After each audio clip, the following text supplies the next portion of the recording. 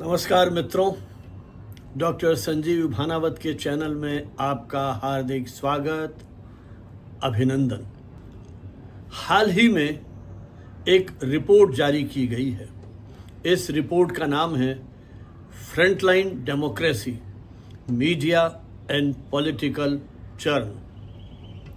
इस रिपोर्ट को तैयार किया है international federation of journalist IFJ और south Asia media solidarity network SAMSN। इस रिपोर्ट में भारत, पाकिस्तान, श्रीलंका, बांग्लादेश, नेपाल, भूटान, अफगानिस्तान और मालदीव जैसे देशों में मीडिया की स्वतंत्रता, राजनीतिक हस्तक्षेप, सेंसरशिप, पत्रकारों की सुरक्षा और डिजिटल युग की चुनौतियों पर विस्तार से प्रकाश डाला गया है। इस रिपोर्ट पर आधारित एक छोटा सा विश्लेषण हम आपके लिए यहाँ प्रस्तुत कर रहे हैं, एक अकादमिक बहस और चर्चा के लिए। सबसे पहले आइए भारत में प्रेस की स्थिति इस रिपोर्ट में किस तरह से लिखी गई है उसकी चर्चा करते हैं। भारत में पत्रकारिता का अपना एक लंबा इतिहास रहा है। स्वतंत्रता संग्राम में भारत की पत्रकारिता की महती भूमिका रही है। Frontline democracy, media and political churn नामक इस रिपोर्ट में स्वतंत्र भारत में पत्रकारिता जिस संकट के दौर से गुजर रही है उसे अभूतपूर्व माना गया है। मई 2024 से अप्रैल 2025 तक की अवधि का मूल्यांकन करने वाली यह रिपोर्ट भारत को दक्षिण एशिया के उन देशों में शामिल किया गया है जहां प्रेस की स्वतंत्रता के सामने अनेक प्रकार की चुनौतियां उभरी हैं। यह रिपोर्ट बताती है कि भारत में सरकार ने पत्रकारों और मीडिया संस्थानों को नियंत्रित करने के लिए संस्थागत तंत्र का उपयोग किया है। ED, IT और CBI जैसी एजेंसियों की कार्रवाई इस दृष्टि से उल्लेखनीय है। प्रेस की स्वतंत्रता को सीधे प्रभावित करने के लिए इन एजेंसियों का उपयोग सरकारी आलोचना करने वाले पत्रकारों और संस्थानों पर छापेमारी और कानूनी कार्रवाई के रूप में किया जा रहा है। इस रिपोर्ट में कुछ उदाहरण भी दिए गए हैं, जैसे अक्टूबर 23 में न्यूज क्लिक के संपादक प्रभंजन विजयन पर UAPA के तहत केस दर्ज किया गया और उनके कार्यालय में छापे मारे गए। यह कार्रवाई सरकार के खिलाफ रिपोर्टिंग से जुड़ी हुई थी। समाचार वेबसाइट न्यूज लॉन्ड्री और द वायर पर इनकम टैक्स के छापे और FIR दर्ज की गई। इन संस्थानों ने सरकार की कार्यप्रणाली और कॉरपोरेट राजनीतिक गठजोड़ की आलोचना की थी। इस प्रकार की कार्रवाई इस रिपोर्ट के अनुसार संपादकीय स्वतंत्रता को बाधित करती है और पत्रकारों के मन में भय का वातावरण उत्पन्न करती है। भारत दुनिया के उन देशों में शामिल है जहां सबसे अधिक इंटरनेट बंद किया गया। रिपोर्ट के अनुसार इंटरनेट शटडाउन का प्रमुख उद्देश्य सूचना के प्रवाह को नियंत्रित करना था, विशेषकर विरोध प्रदर्शन और संवेदनशील रिपोर्टिंग के समय। इस रिपोर्ट के अनुसार डिजिटल युग में यह एक प्रकार की सूचना आपात स्थिति है। महिला पत्रकारों को लक्षित हमलों का सामना भी करना पड़ा है। राणा अयूब, विद्या कृष्णन जैसी पत्रकारों को सोशल मीडिया पर हत्याओं की धमकियां दी गईं। दलित पत्रकारों को भी नियमित रूप से ट्रोल किया गया और उन्हें राष्ट्र विरोधी कहकर के बदनाम किया गया। ऑनलाइन ट्रोलिंग और डिजिटल मॉब लिंचिंग जैसी घटनाएं आज भारतीय मीडिया के लिए एक गंभीर चुनौती बनी हुई है। इस रिपोर्ट में यह भी बताया गया है कि भारत में पत्रकार अब पारंपरिक नौकरी से हटकर गिग वर्कर बन चुके हैं। अधिकतर पत्रकार अनुबंध या फ्रीलांसिंग पर कार्य कर रहे हैं। इसका नतीजा यह है कि उनके पास न तो सामाजिक सुरक्षा है, न न्यूनतम मजदूरी का अधिकार है। इस असुरक्षा के कारण संवेदनशील मुद्दों पर रिपोर्टिंग करने से पत्रकार बचते हैं।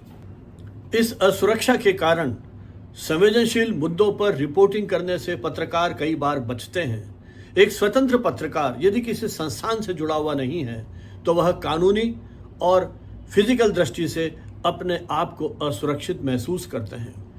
उत्तर प्रदेश के बलिया जिले के पत्रकार राम सिंह को अवैध रेत खनन की खबर प्रकाशित करने के लिए गिरफ्तार कर लिया गया। उन्हें बिना चार्जशीट कई दिन तक जेल में रहना पड़ा। टीवी चैनलों पर गोदी मीडिया जैसे शब्दों का प्रचलन इस बात की ओर संकेत है कि अब पत्रकार सत्ता के पक्ष में रिपोर्टिंग करने लगे हैं और प्रायः आलोचनात्मक रिपोर्टिंग से वे दूर रहने लगे हैं। राजनीतिक दलों के आईटी सेल झूठी खबरें फैलाने, पत्रकारों को बदनाम करने और स्वतंत्र मीडिया को कमजोर करने के लिए भी सक्रिय हैं। यह रिपोर्ट इस बात की ओर भी संकेत करती है कि यह एक संगठित सूचना युद्ध बन चुका है, जिसमें बोट्स और फेक न्यूज का प्रयोग बहुतायत से किया जा रहा है। ऑल्ट न्यूज के सह संस्थापक मोहम्मद जुबैर को पुलिस हिरासत में लिए जाने की घटना दर्शाती है कि फैक्ट चेकर भी अब निशाने पर आते जा रहे हैं। रिपोर्ट में यह भी बताया गया है कि भारत में मीडिया का स्वामित्व मुट्ठी भर कॉरपोरेट घरानों के पास सिमट गया है। ये घराने सरकार के निकट हैं, इससे संपादकीय स्वतंत्रता भी प्रभावित होती है। उदाहरण के लिए एनडीटीवी का अधिग्रहण अडानी समूह द्वारा कर लिया गया, जिसके बाद पत्रकारों के इस्तीफे और नीतिगत बदलाव वहां देखने को मिले। यह एक बड़ी चिंता है, क्योंकि जब मीडिया कॉरपोरेट हितों से संचालित होने लगेंगे तो सार्वजनिक हित की पत्रकारिता करना चुनौतीपूर्ण हो जाएगा। वे मीडिया संस्थान जो सरकार की आलोचना करते हैं, उन्हें आर्थिक रूप से परेशान किए जाने की घटनाएं भी प्रकाश में आई हैं। रिपोर्ट में the wire, news laundry, alt news जैसे पोर्टल्स के खिलाफ दर्ज मामलों का उल्लेख किया गया है। इस रिपोर्ट में यह भी कहा गया है कि सोशल मीडिया को सरकारी नियंत्रण में लाने के लिए आईटी नियमों में काफी बदलाव किए गए हैं। सरकार ने इन प्लेटफॉर्म को फर्जी खबरें हटाने के लिए बाध्य किया है, लेकिन कई बार इसका उपयोग आलोचना को दबाने के लिए भी किया जाने की आशंका रहती है। उदाहरणार्थ, ट्विटर ने कई पत्रकारों के अकाउंट्स को भारत सरकार के निर्देश पर ब्लॉक कर दिया, जिन्होंने किसान आंदोलन आदि घटनाओं से जुड़ी हुई रिपोर्टिंग की थी। रिपोर्ट इस बात को भी रेखांकित करती है कि कुछ पत्रकार संगठनों और अदालतों ने प्रेस की स्वतंत्रता की रक्षा में भूमिका निभाई है, लेकिन न्यायिक प्रक्रिया की गति इतनी धीमी है और सरकारी दबाव के चलते कई बार समय पर राहत नहीं मिलती है। सुप्रीम कोर्ट ने 2023 में कहा था, स्वतंत्र प्रेस लोकतंत्र का आवश्यक स्तंभ है, लेकिन व्यावहारिक सुरक्षा की दिशा में कदम सीमित है। लेकिन फिर भी मैं यहाँ यह कहना चाहूँगा कि इस रिपोर्ट में भले ही प्रेस की स्वतंत्रता को लेकर के प्रश्न उठाए गए हों, लेकिन आज़ादी के बाद से लेकर के अब तक भारत में प्रेस की स्वतंत्रता का दुरुपयोग जब जब भी किया गया है, या प्रेस की स्वतंत्रता जब जब भी संकट में आई है, तब तब न्यायपालिका ने उसके समर्थन में अपने फैसले दिए हैं और प्रेस की स्वतंत्रता को अक्षुण्ण रखने में अपनी एक प्रभावकारी भूमिका निभाई है। इस रिपोर्ट के अनुसार भारत में प्रेस आज लोकतंत्र के चौथे स्तंभ के रूप में संघर्ष कर रहा है। यह रिपोर्ट स्पष्ट रूप से कहती है कि भारत में प्रेस की स्वतंत्रता के सामने अनेक चुनौतियां हैं। अगर स्वतंत्र मीडिया की रक्षा नहीं की गई तो केवल पत्रकारिता नहीं, बल्कि भारत के लोकतांत्रिक ताने बाने पर भी इसका असर पड़ेगा। इसलिए मीडिया शिक्षक, शोधार्थी और पत्रकारों को यह समझने और संवाद करने की जरूरत है कि पत्रकारिता केवल एक पेशा नहीं, बल्कि जनतंत्र का संरक्षक है। पत्रकारों के लिए स्वतंत्र और पारदर्शी सुरक्षा के कानून लागू किए जाने चाहिए। इसी प्रकार मीडिया स्वामित्व पर निगरानी और विविधता की नीति को अपनाना होगा। महिला पत्रकारों की सुरक्षा के लिए विशेष तंत्र विकसित करना होगा। ग्रामीण पत्रकारों और फ्रीलांसर्स के लिए भी न्यूनतम सुरक्षा गारंटी देने की कोशिश की जानी चाहिए। डिजिटल प्लेटफॉर्म्स के ऊपर अभिव्यक्ति की स्वतंत्रता की रक्षा के लिए भी प्रयास किए जाने चाहिए, क्योंकि भारत में पत्रकारिता एक व्यवसाय नहीं, एक पेशा नहीं, वह लोकतंत्र का एक पहरेदार है। इसे संरक्षित, स्वतंत्र और समर्थ बनाने से ही हम लोकतांत्रिक चेतना को संरक्षित कर पाएंगे। इसी रिपोर्ट के आधार पर आइए हम चर्चा करते हैं पाकिस्तान में प्रेस की स्थिति को लेकर में। पाकिस्तान में प्रेस की स्वतंत्रता लंबे समय तक संकटग्रस्त रही है। इस रिपोर्ट में यह बताया गया है कि दक्षिण एशिया में सबसे अधिक दमन यदि मीडिया का कहीं हुआ है तो वह पाकिस्तान में हुआ है। रिपोर्ट यह स्पष्ट करती है कि पाकिस्तान में मीडिया पर नियंत्रण केवल राजनीतिक ही नहीं है, बल्कि सैन्य और खुफिया एजेंसियां भी इसमें प्रत्यक्ष हस्तक्षेप करती हैं। पत्रकारों को नियमित रूप से धमकियां दी जाती हैं, उनका अपहरण होता है और कई बार उनकी हत्या भी कर दी गई है। यह रिपोर्ट पाकिस्तान में एक हाइब्रिड सैन्य नागरिक शासन की बात करती है, जिसने सेना परोक्ष रूप से देश की नीतियों और मीडिया नैरेटिव्स को नियंत्रित करती है। यह नियंत्रण कभी विज्ञापनों की रोक के रूप में, कभी चैनलों को बंद करने और कभी पत्रकारों को सीधे धमकाने के रूप में भी सामने आती है।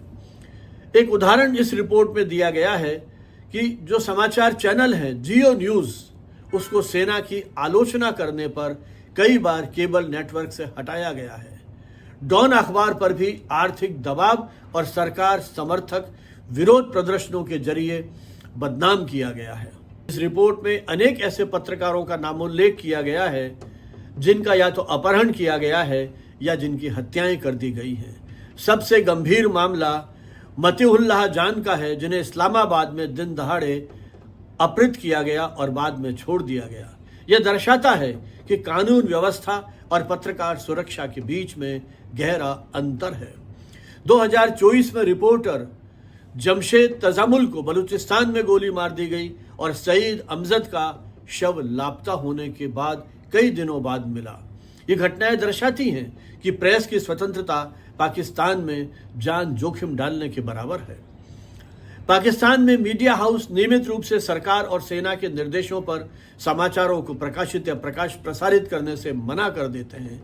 मीडिया संस्थान स्व सेंसरशिप में इस हद तक चले गए हैं कि वे राजनीतिक विरोधियों और मानवाधिकार हनन की रिपोर्टिंग से भी परहेज करने लगे हैं। पूर्व प्रधानमंत्री इमरान खान के समर्थकों के प्रदर्शन की रिपोर्टिंग को 2024 में व्यापक रूप से सेंसर किया गया।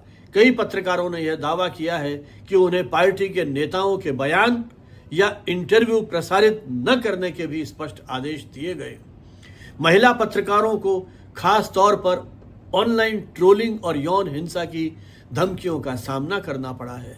रिपोर्ट के अनुसार गुल बुखारी, अस्मा शिराजी और मरवी सिरी जैसे पत्रकारों को सोशल मीडिया पर अनेक बार धमकियां दी गईं। यह ट्रोलिंग केवल असहमति नहीं बल्कि एक संगठित अभियान का हिस्सा थी, जिसका उद्देश्य उन महिलाओं की आवाज को चुप करना था।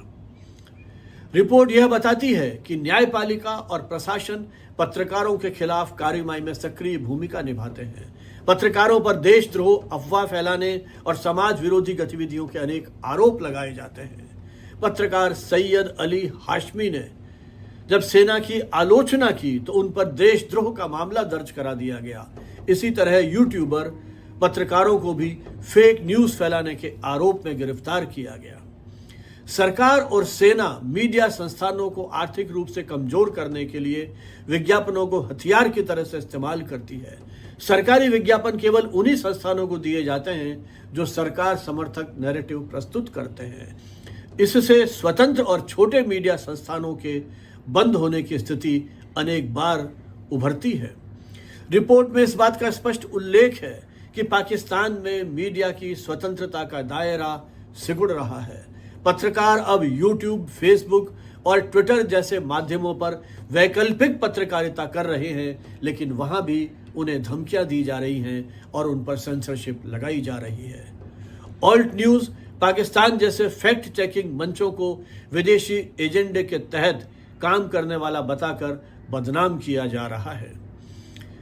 फ्रंटलाइन डेमोक्रेसी रिपोर्ट पाकिस्तान में प्रेस की स्थिति को लोकतंत्र के लिए एक चेतावनी मानती है। पत्रकारिता यहाँ साहस की नहीं, बलिदान की मांग करती है। जब रिपोर्टिंग करने वाले लोग खुद को असुरक्षित महसूस करेंगे तो जनता तक सच्चाई कैसे पहुंचेगी। इसलिए मीडिया शिक्षक, शोधार्थी और लोकतंत्र के समर्थकों के समूहों को चाहिए कि वे प्रेस की स्वतंत्रता के साझा प्रयास करें और इस संकट को केवल पाकिस्तान का नहीं बल्कि वैश्विक चिंता के रूप में देखें। आइए चर्चा करते हैं भूटान के बारे में। दक्षिण एशिया के अन्य देशों की तुलना में भूटान में प्रेस की स्वतंत्रता कुछ बेहतर है। फ्रंटलाइन डेमोक्रेसी रिपोर्ट यहाँ पत्रकारिता को कई प्रकार की अंतर्निहित चुनौतियों का सामना करना पड़ता है उसकी ओर संकेत करती है। भूटान एक छोटा सा हिमालयी देश है जिसने लोकतांत्रिक संक्रमण 2008 में पूर्ण राजतंत्र की स्थापना के साथ प्रारंभ किया था।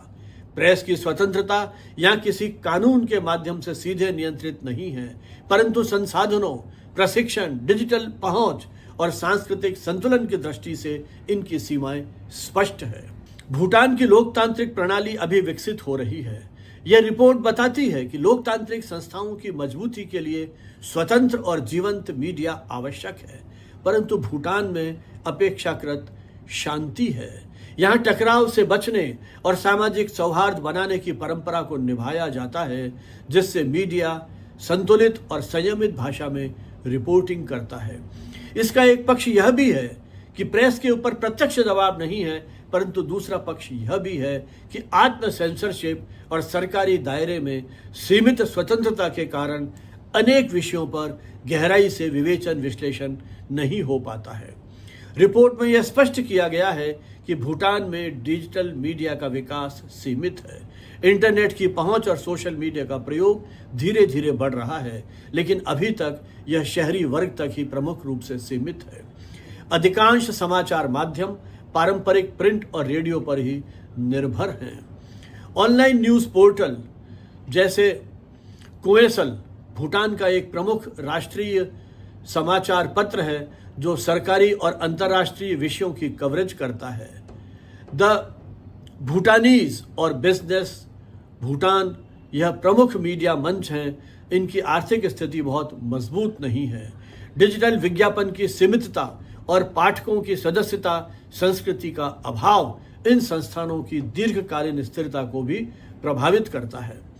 भूटान में अधिकांश मीडिया संस्थान सरकारी विज्ञापनों पर निर्भर हैं। सरकार ही एकमात्र विज्ञापन दाता है, इसलिए सरकार की नीतियों के अनुरूप चलना उनकी एक तरह से मजबूरी है। द भूटानीज अखबार जब 2004 में एक निर्माण घोटाले पर रिपोर्ट प्रकाशित करता है तो कुछ सप्ताह तक उसे सरकारी विज्ञापन नहीं दिए गए। हम देखते हैं किस प्रकार से आर्थिक दबाव पैदा करने की कोशिश की जाती है।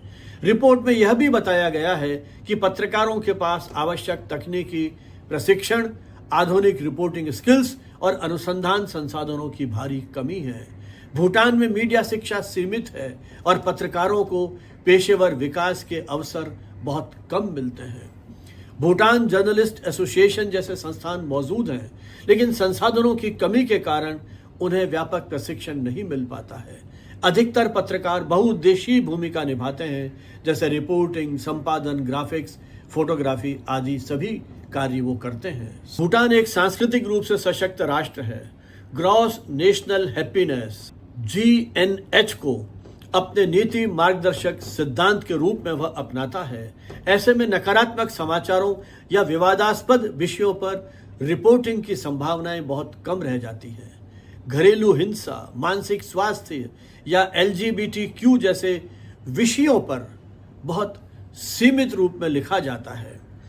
पत्रकार इन विषयों पर सामाजिक या धार्मिक प्रतिरोध के भय से प्रायः रिपोर्टिंग नहीं करते हैं। यह आत्म सेंसरशिप कानून से नहीं बल्कि सांस्कृतिक चेतना से उत्पन्न होती है, जिसे रिपोर्ट सॉफ्ट कंट्रोल का उदाहरण मानती है। भूटान की प्रेस की स्वतंत्रता को संवैधानिक मान्यता प्राप्त है। यह रिपोर्ट बताती है कि सूचना तक पहुंच की पारदर्शी प्रणाली नहीं है। इस संवैधानिक प्रावधान के बावजूद पत्रकारों को सूचना प्राप्त करने के लिए नौकरशाही की प्रक्रियाओं से गुजरना पड़ता है, जिससे रिपोर्टिंग की गति धीमी हो जाती है और उसका प्रभाव बहुत सीमित रहता है। इसके अतिरिक्त मानहानि और साइबर क्राइम से जुड़े हुए कानून भी अपेक्षाकृत सख्त हैं, जिनका दुरुपयोग करके स्वतंत्र पत्रकारों की आवाज़ को दबाया जा सकता है। रिपोर्ट यह भी मानती है कि भूटान में पत्रकारिता का माहौल दक्षिण एशिया के अन्य देशों की तुलना में अधिक सुरक्षित और स्वतंत्र है।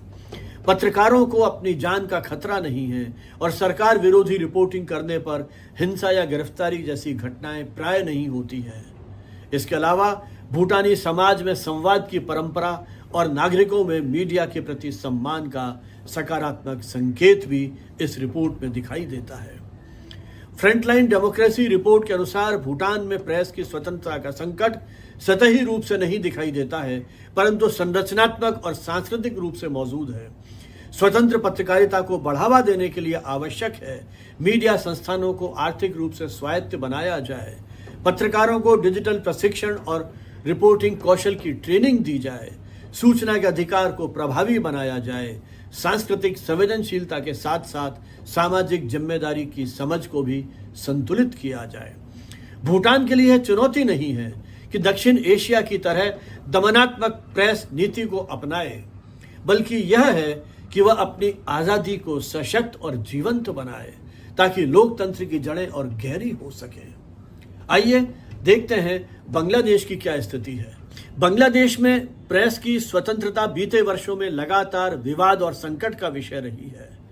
Frontline democracy media and political churn report के अनुसार बांग्लादेश में पत्रकारिता का परिदृश्य राजनीतिक हस्तक्षेप, दमनात्मक कानून और डिजिटल निगरानी और ध्रुवीकृत सामाजिक वातावरण से जूझ रहा है। हालांकि 2024 के छात्र आंदोलनों और राजनीतिक बदलाव के बाद नई सरकार से कुछ उम्मीदें जागी हैं, लेकिन चुनौतियां अभी भी गहरी बनी हुई हैं। पिछले एक दशक में शेख हसीना की सरकार ने देश में राजनीतिक स्थिरता को बनाए रखने के नाम पर मीडिया पर कठोर नियंत्रण स्थापित किए। डिजिटल सिक्योरिटी एक्ट 2018 जैसे कानूनों का व्यापक दुरुपयोग पत्रकारों को चुप कराने के लिए किया गया। इस अधिनियम के अंतर्गत दर्जनों पत्रकारों और ब्लॉगरों को गिरफ्तार किया गया, जिनमें से कई बिना किसी ठोस आरोप के महीनों जेल में रहे। पत्रकार शफीउल इस्लाम कन्नौज को 2020 में कथित फेक न्यूज और मानहानि के आरोप में लापता कर दिया गया और 53 दिन बाद उन्हें सीमा के पास घायल अवस्था में पाया गया। उनके खिलाफ DSA के तहत कई मामले दर्ज किए गए। 2024 में देश भर में छात्र और युवाओं ने जिस प्रकार का व्यापक विरोध प्रदर्शन किया, जिसका केंद्र बिंदु था सरकार की निरंकुशता, बेरोजगारी और मीडिया पर नियंत्रण के खिलाफ आवाज उठाई जाए। यह आंदोलन एक राजनीतिक बदलाव का आधार बना और अंततः शेख हसीना को सत्ता से हटना पड़ा। नोबेल पुरस्कार विजेता मोहम्मद यूनुस को अंतरिम सरकार का नेतृत्व सौंपा गया, जिससे नागरिकों और पत्रकारों में स्वतंत्रता के प्रति एक नई आशा जगी। रिपोर्ट के अनुसार यूनुस की सरकार ने प्रेस के प्रति सहयोगात्मक रुख अपनाया, लेकिन प्रणालीगत बदलाव अभी भी अपेक्षित है। DSA के अलावा ICT एक्ट और साइबर क्राइम यूनिट का प्रयोग पत्रकारों और ब्लॉगरों की निगरानी और गिरफ्तारी के लिए प्राय वहां किया जाता है। सोशल मीडिया पर सरकार विरोधी पोस्ट करने पर कई छात्रों और रिपोर्टरों को हिरासत में लिया गया। ढाका ट्रिब्यून और द डेली स्टार के कई रिपोर्टरों को संवेदनशील मुद्दों पर रिपोर्ट करने से पहले अनुमति लेने के लिए कहा गया। इंटरनेट ब्लैकआउट और वेबसाइट ब्लॉकिंग जैसी घटनाएं वहां लगातार घट रही हैं। सरकारी विज्ञापन प्रणाली को राजनीतिक हथियार के रूप में वहां प्रयोग किया जाता है। सरकार समर्थक नैरेटिव्स को बढ़ावा देने वाले संस्थानों को बहुतायत से विज्ञापन दिए जाते हैं, जबकि आलोचकों को आर्थिक रूप से हाशिए पर धकेल दिया जाता है। उदाहरण के लिए प्रथम आलो बांग्लादेश का प्रमुख बंगला दैनिक समाचार पत्र है, जिसकी विश्वसनीयता और व्यापक पाठक वर्ग है।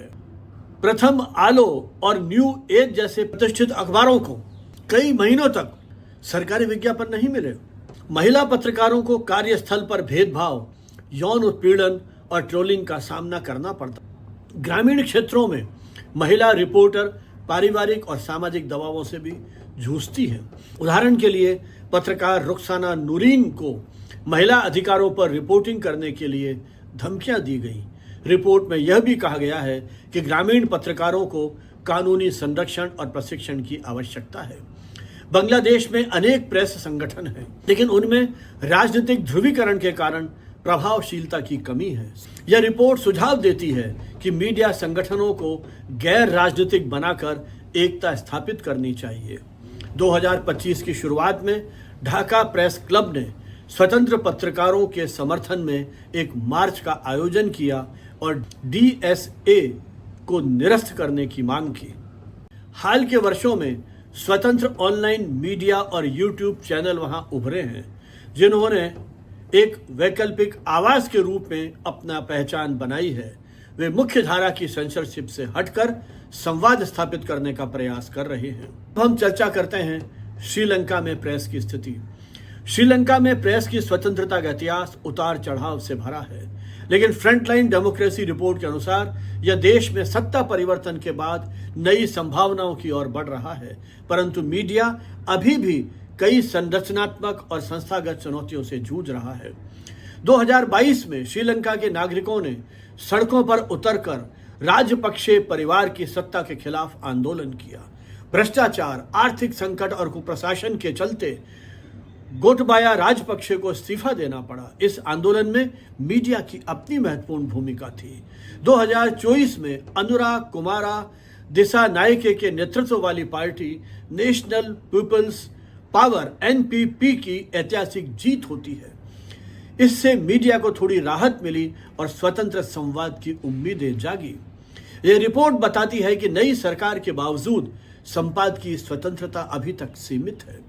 पत्रकार संवेदनशील विषयों जैसे सेना, जातीय संघर्ष, तमिल मुद्दे, अल्पसंख्यक आदि पर रिपोर्ट करने से डरते हैं। तमिल युद्ध अपराधों पर रिपोर्ट करने वाले पत्रकारों को अब भी राष्ट्र विरोधी बताया जाता है।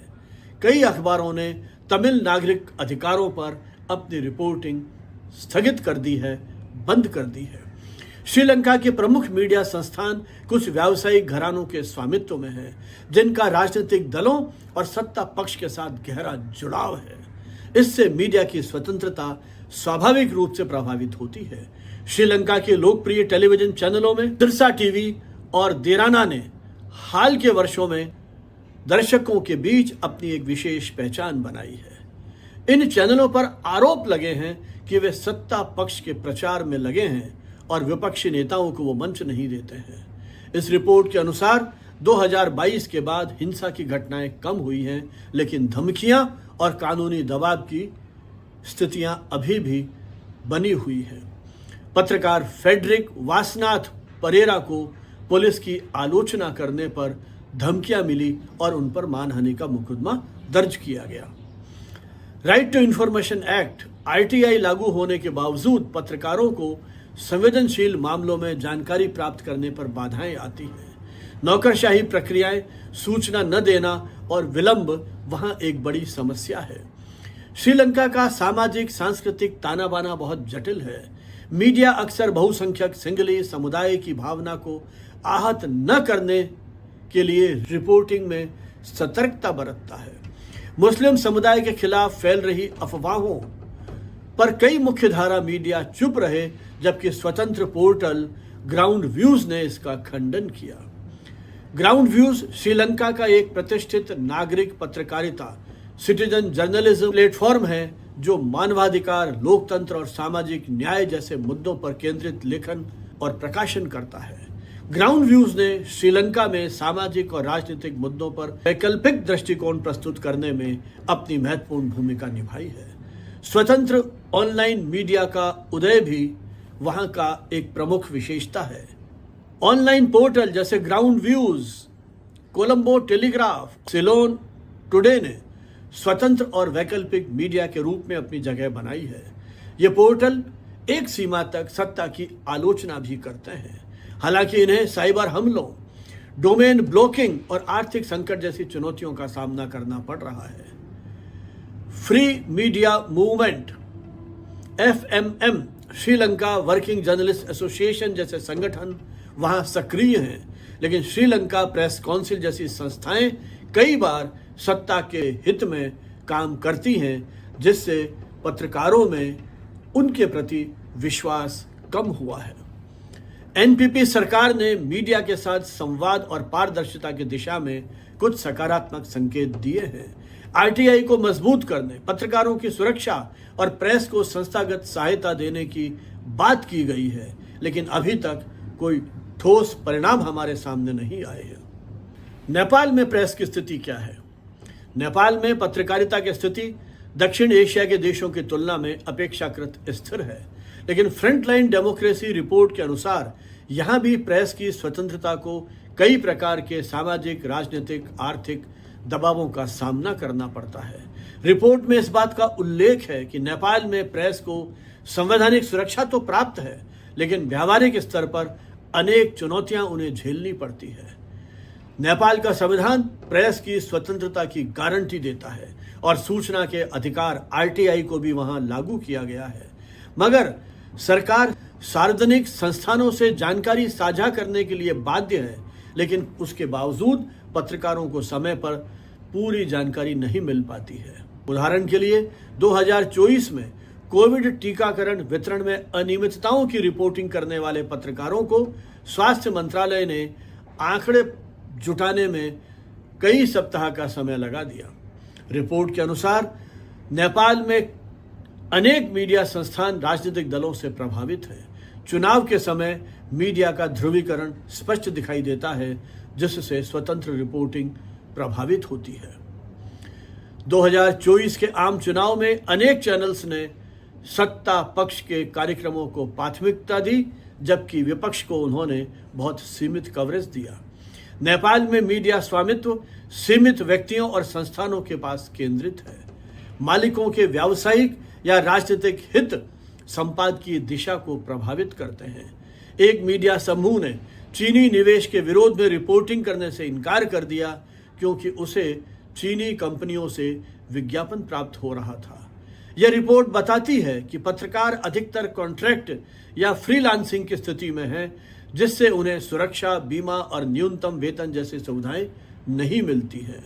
महिला पत्रकारों की संख्या में वृद्धि हुई है, लेकिन उन्हें नेतृत्व और सुरक्षा की दृष्टि से अभी समान अवसर नहीं मिले हैं। एक टीवी एंकर ने यौन उत्पीड़न की शिकायत की, लेकिन आंतरिक जांच के बावजूद कोई कार्रवाई नहीं हुई। Federation of Nepali journalist FNJ जैसे संगठन पत्रकारों की सुरक्षा और उनके अधिकारों की रक्षा के लिए कार्य कर रहे हैं। 2024 में एक डिजिटल संपादक की गिरफ्तारी पर FNJ ने प्रदर्शन कर उनके रिहाई की मांग की और राष्ट्रीय स्तर पर इस मुद्दे को उन्होंने उठाया। आइए चलते हैं मालदीव। इस रिपोर्ट के अनुसार मालदीव में प्रेस की स्वतंत्रता एक जटिल, अस्थिर और कई बार खतरनाक स्थिति में है। राजनीतिक अस्थिरता, धार्मिक कट्टरता, डिजिटल सेंसरशिप, पत्रकारों की सुरक्षा की चिंता मालदीव की पत्रकारिता की आधारभूत या मूलभूत संकट बने हुए हैं।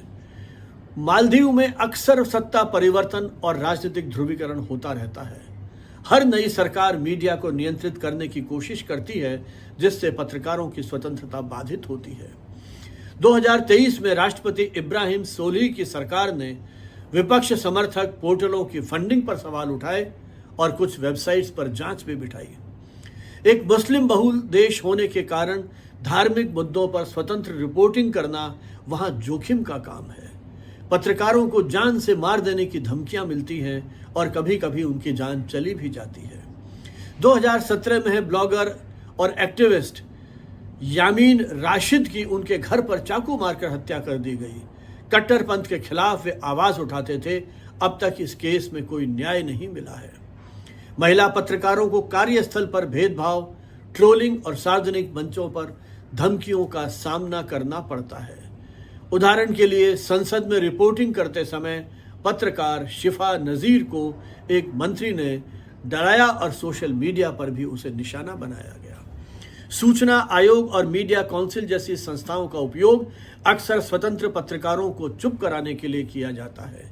एक पत्रकार की आरटीआई की याचिका पर रक्षा मंत्रालय से जानकारी मांगी गई थी, लेकिन राष्ट्रीय सुरक्षा के नाम पर उन्हें सूचना देने से इनकार कर दिया गया। सरकार और धार्मिक गुट सोशल मीडिया पर निगरानी रखते हैं। रिपोर्टिंग करने वाले डिजिटल प्लेटफॉर्म्स को धमकियां दी जाती हैं या उन पर प्रतिबंध लगा दिया जाता है। द मालदीव इंडिपेंडेंट के कई लेखों को धार्मिक भावना आहत करने वाला बताते हुए प्रतिबंधित कर दिया गया। यह रिपोर्ट बताती है कि पत्रकारों पर मानहानि, आतंकवाद समर्थक या धर्म विरोधी होने जैसा आरोप लगाकर गिरफ्तार करने की अनेक घटनाएं हुई हैं। 2024 में पत्रकार हुसैन जहीर को आतंकवादी संगठन की गतिविधियों की रिपोर्टिंग करने के कारण गिरफ्तार कर लिया और अनेक हफ्तों तक बिना किसी आरोप के जेल में रखा। भारत, चीन और सऊदी अरब जैसे देशों के साथ राजनीतिक संबंधों के चलते कई बार मीडिया पर उनके खिलाफ रिपोर्टिंग न करने का दबाव भी होता है। चीन द्वारा वित्त पोषित एक बंदरगाह परियोजना पर आलोचना करने वाले पत्रकार को कानूनी नोटिस भेजा गया। मालदीव जर्नलिस्ट एसोसिएशन और ट्रांसपेरेंसी मालदीव्स जैसे संगठन वहां सक्रिय हैं, लेकिन संसाधनों और राजनीतिक दबावों के चलते उनका प्रभाव बहुत सीमित है। आरटीआई का कानून तो है, लेकिन रिपोर्ट ये बताती है कि राष्ट्रीय सुरक्षा या धार्मिक संवेदनशीलता के नाम पर प्रायः जानकारी देने से इनकार कर दिया जाता है। मालदीव की अंतर्राष्ट्रीय छवि एक टूरिज्म डेमोक्रेसी की रही है, लेकिन मीडिया पर हो रहे हमले और सेंसरशिप इससे मेल नहीं खाते हैं। फ्रंटलाइन डेमोक्रेसी की रिपोर्ट के अनुसार अफगानिस्तान दक्षिण एशिया का सबसे गंभीर संकट झेलने वाला देश है। तालिबान के सत्ता में लौटने के बाद प्रेस की स्वतंत्रता वहां लगभग समाप्त हो चुकी है। पत्रकारिता, विशेषकर महिला पत्रकारिता, या तो भूमिगत हो गई है या निर्वासन में चली गई है। 15 अगस्त 2021 को तालिबान ने जब काबुल पर कब्जा कर लिया, उसके बाद पत्रकारिता पर कठोर नियंत्रण लागू कर दिए गए। यह रिपोर्ट बताती है कि तालिबान ने विषय वस्तु, भाषा, स्रोत और प्रसारण के हर पहलू को नियंत्रित कर लिया है। उदाहरण के लिए, कभी स्वतंत्र और लोकप्रिय रहा टोलो न्यूज अब केवल राज्य द्वारा स्वीकृत समाचार दिखाता है। राजनीतिक आलोचना, बहस और स्वतंत्र रिपोर्टिंग पूरी तरह प्रतिबंधित है।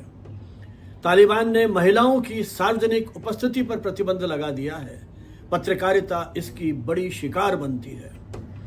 प्रसिद्ध एंकर खदीजा अमीन को उनके ऑफिस लौटने से रोका गया।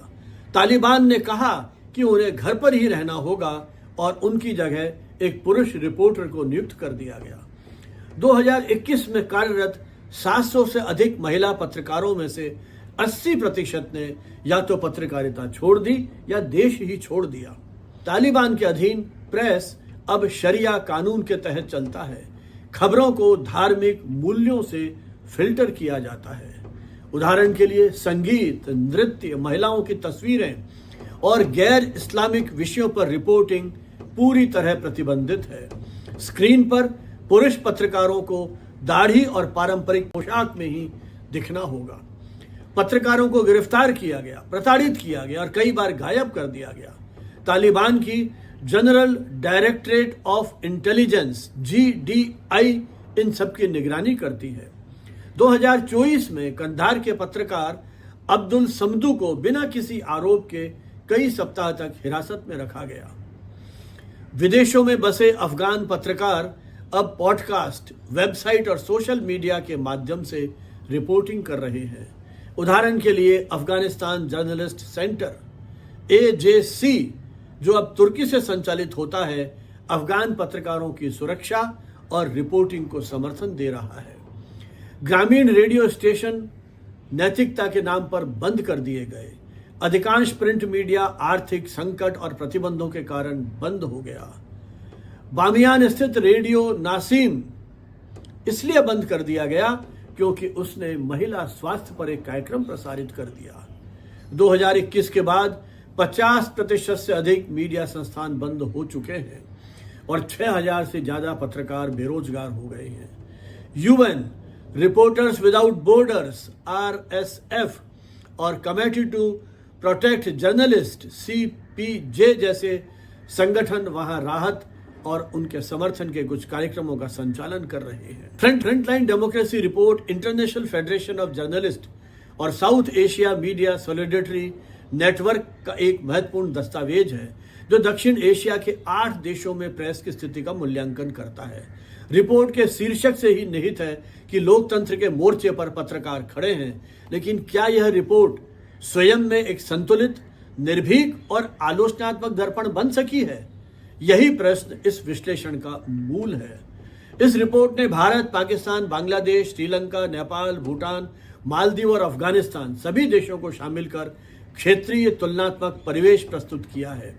हर देश के लिए राजनीतिक हस्तक्षेप, संस्थागत दबाव, संपादकीय स्वतंत्रता, डिजिटल चुनौतियां और महिला पत्रकारों की स्थिति को उन्होंने रेखांकित किया है। रिपोर्ट की भाषा कभी कभी डॉक्यूमेंटेशन से अधिक डिस्क्लोजर के रूप में अधिक प्रतीत होती है, जिसमें विश्लेषण की गहराई की अपेक्षा आंकड़ों की पुनरावृत्ति अधिक प्रतीत होती है। मीडिया की आंतरिक विफलताओं जैसे पत्रकारों के प्रशिक्षण की कमी, जिम्मेदार रिपोर्टिंग का अभाव, सोशल मीडिया में वायरल पत्रकारिता जैसे महत्वपूर्ण मुद्दों को इसमें विशेष स्थान नहीं दिया गया है। रिपोर्ट में भारत में बढ़ती सरकारी सेंसरशिप, डिजिटल शटडाउन और महिला पत्रकारों के हमले और कॉरपोरेट मीडिया के वर्चस्व को तो दिखाया गया है, और alt news, the wire, news click जैसे मामलों का सटीक दस्तावेजीकरण भी किया गया है। लेकिन यह रिपोर्ट भारतीय न्यायपालिका की भूमिका या मीडिया यूनियनों की निष्क्रियता पर ज्यादा आलोचनात्मक नहीं रही है। गोदी मीडिया शब्द का उल्लेख करते हुए भी यह नहीं स्पष्ट किया गया है कि इसका सामाजिक राजनीतिक प्रभाव क्या है। क्या लोग अब भी मीडिया के अविश्वास की स्थिति में पहुंच गए हैं? यह रिपोर्ट एक जरूरी और साहसिक दस्तावेज है जो दक्षिण एशिया के पत्रकारों की आवाज बनती है। यह मीडिया के बाहरी खतरों को सफलतापूर्वक उजागर करती है, लेकिन भीतर की कमजोरी, टेक्नोलॉजिकल परिवर्तन और जनता का मीडिया से जुड़ाव जैसे पहलुओं पर यह रिपोर्ट कहीं कमजोर पड़ती दिखाई देती है। सेनाओं और धार्मिक समूहों के नियंत्रण की कलाई यह खोलती है। महिला पत्रकारों, ग्रामीण पत्रकारों और डिजिटल सेंसरशिप को चर्चा का विषय बनाती है, लेकिन पत्रकारिता के आत्म मंथन को नहीं उकेरती है। वैकल्पिक मीडिया के भविष्य की रूपरेखा नहीं बनती है। मीडिया नीति में सुधार के कोई प्रभावशाली सुझाव नहीं दे पाती है। यह रिपोर्ट दर्पण अवश्य है, लेकिन शायद आत्मनिरीक्षण का नहीं बल्कि आरोप का। अब आवश्यकता है एक ऐसी रिपोर्ट की जो समाधान आधारित मीडिया, आंतरिक अनुशासन और जन संवाद पर केंद्रित हो। भारत में मीडिया लोकतंत्र का चौथा स्तंभ कहलाता है। यहाँ 1 लाख से अधिक पंजीकृत समाचार पत्र, 400 से अधिक टीवी चैनल और हजारों मीडिया डिजिटल प्लेटफॉर्म सक्रिय हैं। लेकिन इस विशाल आकार के बावजूद स्वतंत्रता, विश्वसनीयता और जवाबदेही तीनों पर एक गंभीर प्रभाव पड़ रहा है। सरकारी एजेंसियों का उपयोग विरोधी मीडिया संस्थानों को चुप कराने पर वर्षों से होता रहा है। पत्रकारों को कई बार संवेदनशील विषयों पर रिपोर्टिंग से बचना पड़ता है, जिससे निष्पक्ष पत्रकारिता प्रभावित होती है। सोशल मीडिया प्लेटफॉर्म्स का सरकार द्वारा घोषित फेक न्यूज को हटाने की बाध्यता बनी हुई है। इससे पत्रकारों की ऑनलाइन अभिव्यक्ति बाधित होती है। भारत में पत्रकारिता एक निर्णायक मोड़ पर है। इसका मुख्य द्वंद्व है मीडिया बनाम सत्ता, सच्चाई बनाम टीआरपी, नागरिक अधिकार बनाम राष्ट्रवादी नैरेटिव्स। यह मीडिया पर नियंत्रण नहीं रुका तो लोकतंत्र की आत्मा को गहरा नुकसान होगा। यह इस रिपोर्ट की चेतावनी है। यदि हम सरकार के पक्ष से इस रिपोर्ट का मूल्यांकन करें, विशेष रूप से भारत सरकार की तरफ से, तो सरकार का एक तर्क हो सकता है कि हजारों मीडिया संस्थान कार्यरत हैं, प्रिंट, डिजिटल, रेडियो, टीवी, जो प्रतिदिन सरकार की आलोचना करने वाले लेख, ट्वीट न सिर्फ प्रसारित करते हैं बल्कि खुलकर डिबेट भी करते हैं। The wire, the scroll, news laundry जैसे संस्थान लगातार आलोचनात्मक रिपोर्टिंग कर रहे हैं, फिर भी निष्क्रिय नहीं किए गए। अगर प्रेस स्वतंत्र नहीं होती तो आलोचना कैसे होती? सरकार का कहना है कि कुछ पत्रकार या संस्थान भारत विरोधी संगठनों या विदेशी फंडिंग के प्रभाव में कार्य करते हैं। सेना, कश्मीर, आंतरिक संघर्ष या धर्म आधारित मामलों पर रिपोर्टिंग करते समय संवेदनशीलता का ध्यान नहीं रखते हैं। इसलिए यूएपीए, आईटी एक्ट और डीएसए जैसे कानून सुरक्षा के लिए आवश्यक हैं। इनका दुरुपयोग नहीं हो रहा है बल्कि सुरक्षा सुनिश्चित हो रही है।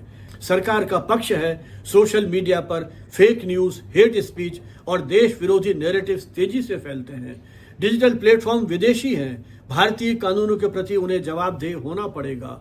आईटी नियम 2011 अभिव्यक्ति को नहीं, अब शब्दों और दुष्प्रचार को नियंत्रित करते हैं। प्रेस की स्वतंत्रता का मतलब अराजकता नहीं हो सकती। डिजिटल क्षेत्र में भी एक अनुशासन अपेक्षित है। सरकार कई बार यह कहती है कि ऐसी रिपोर्ट अक्सर पश्चिमी मानकों के आधार पर गैर पश्चिमी देशों का आकलन करती है। इससे देश की सामाजिक विविधता, आंतरिक सुरक्षा और संस्थागत जटिलताओं को समुचित स्थान नहीं मिलता है। सरकार पारदर्शिता के लिए संस्थागत सहायता दे रही है, लेकिन जवाबदेही दोनों तरफ से होनी चाहिए, सत्ता की भी और प्रेस की भी। जहां एक और फ्रंटलाइन डेमोक्रेसी रिपोर्ट भारत में प्रेस की स्वतंत्रता को क्षीण होता दिखाती है, वहीं सरकार इसे नियंत्रित लेकिन सक्रिय लोकतंत्र के रूप में प्रस्तुत करती है, जहां प्रेस सुरक्षा और जवाबदेही के बीच संतुलन आवश्यक है। इन्हीं शब्दों के साथ आइए इस चर्चा को हम और आगे बढ़ाते हैं। YouTube कमेंट बॉक्स में आपकी टिप्पणियों के साथ बहुत बहुत आभार, धन्यवाद। जय हिंद, जय भारत।